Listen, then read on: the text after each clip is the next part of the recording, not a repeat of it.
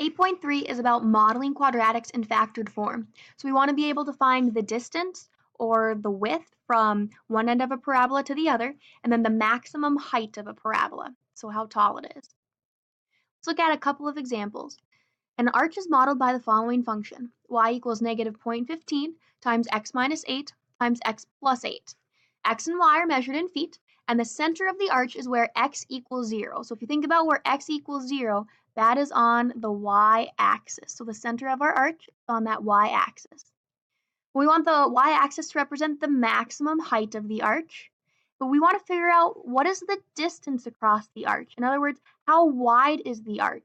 So if we're looking, basically here's one end of the arch, right here at negative 8, 0, and here's the other end of the arch at 8, 0.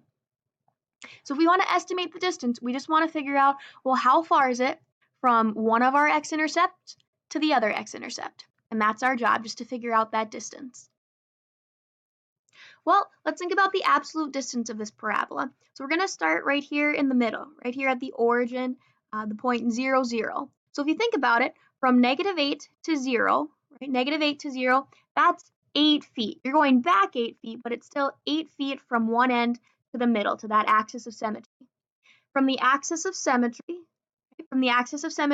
to the other x-intercept, well, that's from 0 to 8, so that is also 8 feet.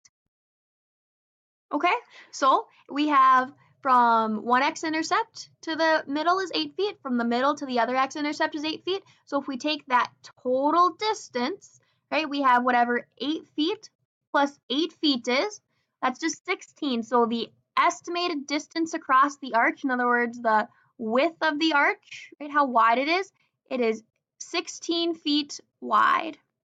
16 feet wide. And again, we found that just by figuring out, well, what is the distance from one x-intercept to the other? Now I want to estimate the height of the arch. So if we're looking at our graph, we have an absolute maximum right here on the vertex. So to find the height of the arch, we just need to find the vertex.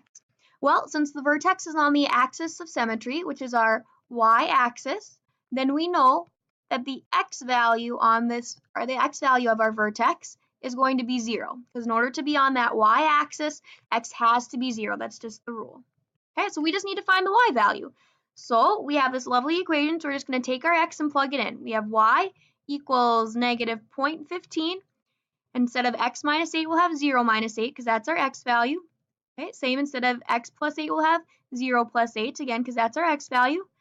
And then we just solve. So pause the video, take a minute to multiply that out. Well, when you multiply that out, you'll get 9.6. So our vertex is the point 0, 9.6, which means our height is 9.6 feet. That is how tall our arch is. Let's look at one more. So an arch is modeled by this equation, y equals negative 1/5 times 2x minus 8 times 2x plus 8. And we want to do the same type of thing. We want to figure out, well, what's the maximum height of the arch and what is the distance from one end of the arch to the other. Okay, notice how the center of the arch is still on that y-axis. So let's go ahead and we'll start labeling our graphs. We don't have anything labeled on our graph, so let's start off by figuring out what are these x-intercepts. Okay, we'll do the math to figure out what are these two x-intercept values, and that will help us determine how far apart they are. So we just need to solve our equation, right? Our x-intercept is where 2x minus 8 equals 0, or where 2x plus 8 equals 0. So when we solve that, right, we're just going to use those inverse operations. If 2x equals 8, that means x equals 4. Over here, same type of thing. We just want to solve for x. If 2x equals negative 8, then x equals negative 4. So we have the x-intercept of negative 4, 0, and we have the x-intercept of 4, 0. Well, pause the video and think about if it's from negative 4 to the axis of symmetry and the axis of symmetry to 4, what's that absolute value of your distance? Okay, what's that distance across the arch from one end to the next? Well, 4 feet here, 4 feet here. If we add it together, that's a total of 8 feet.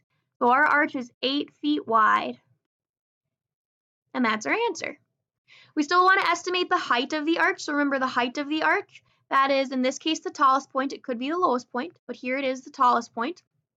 And it's still on that axis of symmetry. right? It's still on our y-axis. So we know we have the point 0 something. So we take our x value of 0 and we plug it in to find y. Go ahead, pause the video and figure that out. So the height of the arch is 12.8 feet tall. That is the height of our arch. To review, find the absolute distance from one x-intercept to the other. So just figure out how far it is from one of those x-intercepts to the other.